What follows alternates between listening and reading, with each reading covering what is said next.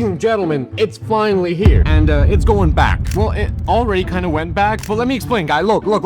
This is not entirely Lee Jae-hyung's fault, okay? It's like 99% his fault. Am I salty I wasn't invited to Samsung Unpacked? Yes. When I first opened and started using the new Z Flip 8, I was subconsciously comparing it to the Z Flip 7. I've been banging this for like a whole year, and I was comparing and observing one key aspect, the battery. It hadn't even been 24 hours before this phone crashed. I'm not talking glitching or like a cracked screen. I'm talking straight up blackout. This inner screen just turned off, it wouldn't turn on, and I'm sitting here with a $1,400 piece of aluminum. I reached out to Samsung support, they told me I could exchange it in the store. I had to wait until all the stores got the phones. I went and exchanged it, problem solved. I have noticed that pre-orders often have a lot more issues than when you buy the phone 2 or 3 months after launch. That same thing happened with the Z Flip 6 when the digitizers stopped working, and I pre-ordered that phone as well. Now let's talk about this phone, possibly the last flip phone ever to be produced according to the rumors. Does it live up to the title of the last flip? Yes. Look, I don't even know where to begin, man. My heart is on fire. Samsung did literally everything I was afraid they were going to do. I told them to avoid 3 things in the Flip 8, and they did all 3 to a T, and yet the phone is absolutely the best flip ever made. So let's go over the 3 things that I was afraid was going to happen. First, a massive price increase. We got that. And no battery increase. We got that as well. And a CoverOS update that basically just copies Razer's 4-year-old CoverOS. And yet, this is the greatest flip ever conceived. Samsung didn't make the battery bigger, but it is carbon silicon. I'm going to cry. Oh my God. We did it, fam. We did it. This was literally us. Ain't nobody on the ends of YouTube was pleading like we were pleading month after month, milking the same phone content, begging Lee Jae-hyung to drop his pride and basically copy the Razer Ultra CoverOS. He did that for us. Now you can basically do everything I begged for on the CoverOS, like natively being able to open multiple apps, navigate between recently opened apps with absolute ease. You also get a better keyboard experience, and overall just a much better, much more improved CoverOS that I am spending a ton more time on than I'm used to. There is one thing I haven't gotten to work though. When it comes to Good Lock, you don't need multi-star anymore. You don't need the launcher widget because you do natively now get all of your apps on the CoverOS, but Good Lock has this like split screen functionality that I was reading about.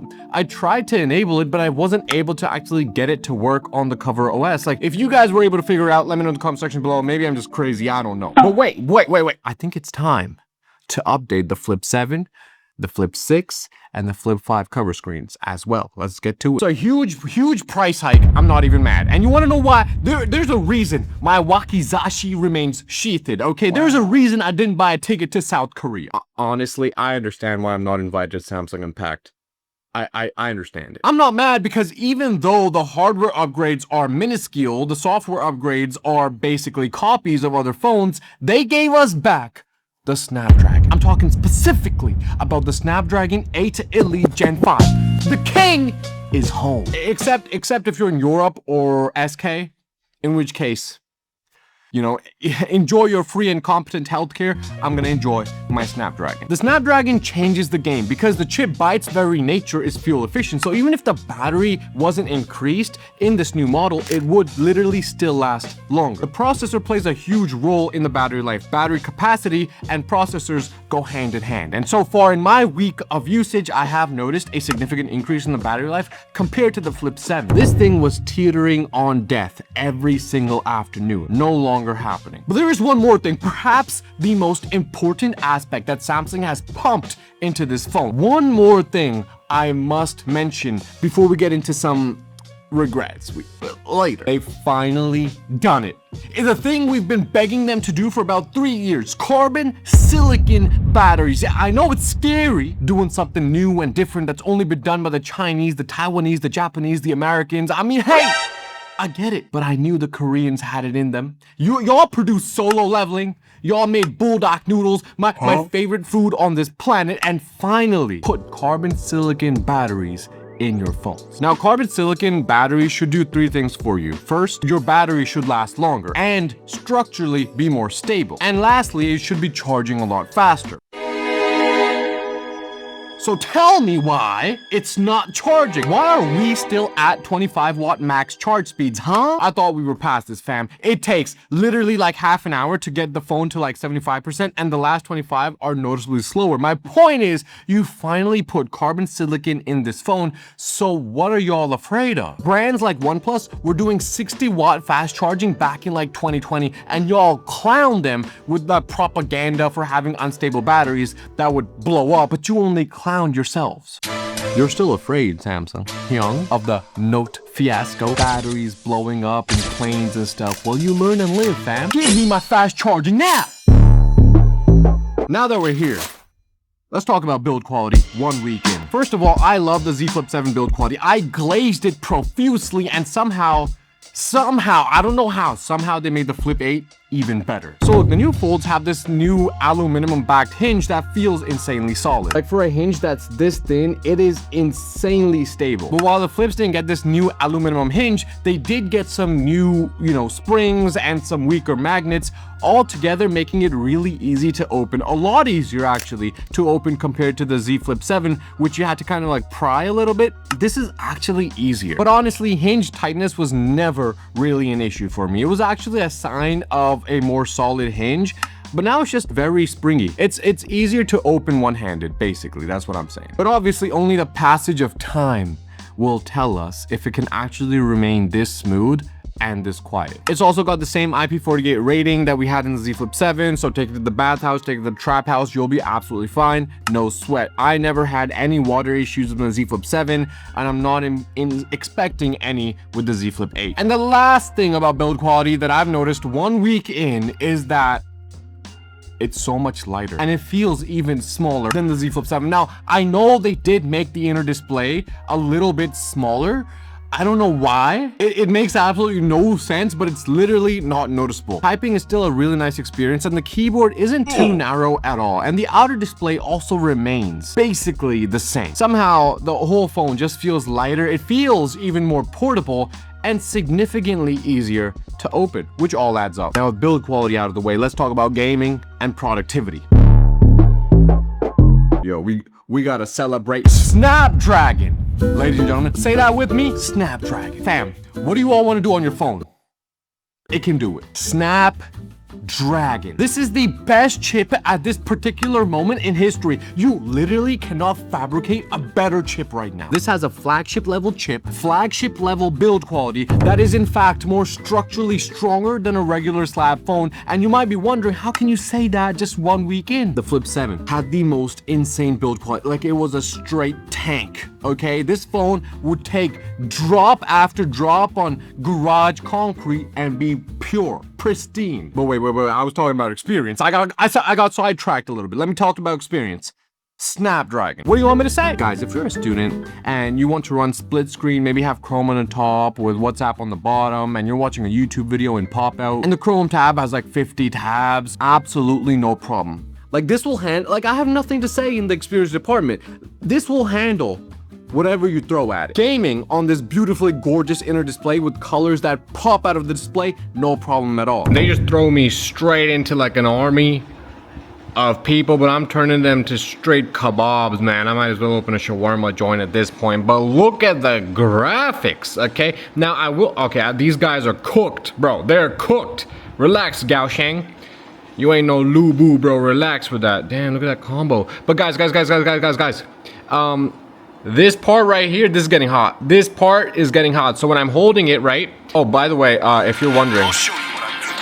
Yeah, audio is fantastic. Now, guys, like I said, everybody's a kebab. But this part is getting hot, right? So is this. This part of the screen, like this thumb, is actually kind of a little bit very uncomfortable. I've only been playing for like 10 minutes maximum. Maximum 10 minutes. And it hurts.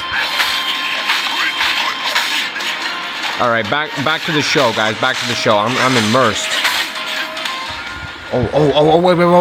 Wait. We got, look at that. Like, the graphics are beautiful. I love this aspect ratio because you get to see a lot more, like a field of view. It's just this half just gets so hot. It's really annoying how hot this gets. But it looks so gorgeous. It looks so gorgeous. This is max brightness, but I have massive windows, as you can see. So, I mean, it's still very playable. But it'll heat up. This top part gets insanely hot. And look, it's not the phone, it's me.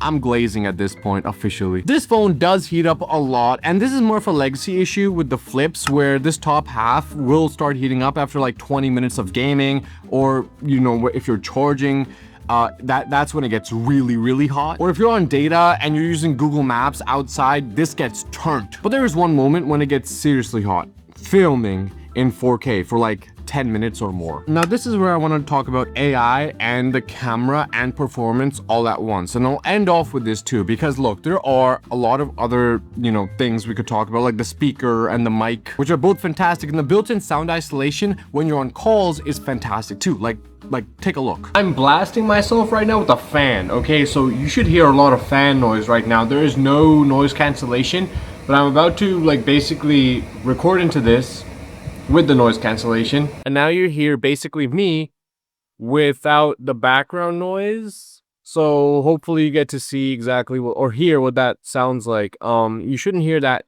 you know, fan noise anymore. You should be hearing me more directly. But the AI in this phone is packed to the brim. Like, it's a booty load of AI. I'm talking the type that takes up 2 airplane seats. Like, you need to watch out, because there will come a day. It's not about if, it's about when. A day where Samsung will ask you, pay up. That day already came for the S24 Ultra, because AI features that used to be free are now paid. They got hit with the pay-per-use subscription plans, where you have to like get AI credits to use AI features for things like image generation and stuff, and that day will come for this too, I say it now. And if you're wondering what will stay free and what becomes paid, no one knows.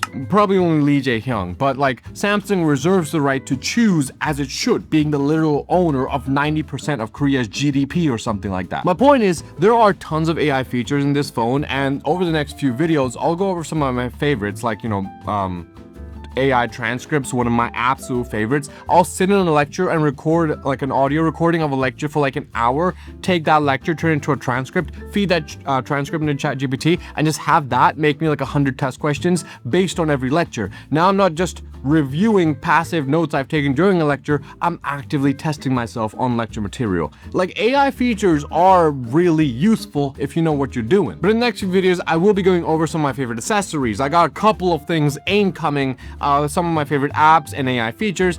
But also, if you're interested and you want to stick around for that, please hit the subscribe stay, hit that like button. It really helps us grow as a small community, you know, building up. I'm gonna see you all in the next video. What?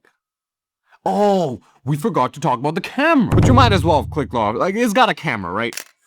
The Flip 7 had a camera too. The same exact camera as the one in the Flip 7, but with one major difference, one key difference.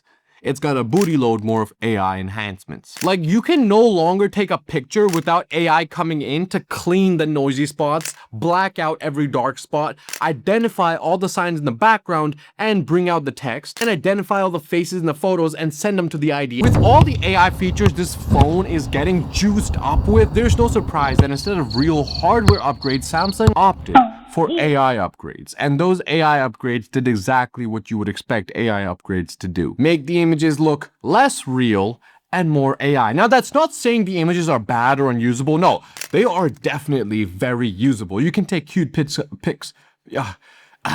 You can take cute pics of your dog or fish and send them to your friend, or you can get really nice cityscape images. But the difference is the level of artistic impression, the amount of you and the personality you as a photographer bring into the image. That's basically non-existent. So look, right now, Samsung's AI infrastructure is the best. And there are a lot of features that I'm using too. And part of what makes One UI 9 so awesome are all of those like cross-app AI integrations with like modes and routines where I can get to a location and it automatically opens up my like gym membership app when I reach the gym parking lot, or, you know, stuff like that. Or when I'm home and I double click the volume down button, it launches Uber Eats. But when I'm, you know, in the library and I hit the double down button, it basically opens up my library card.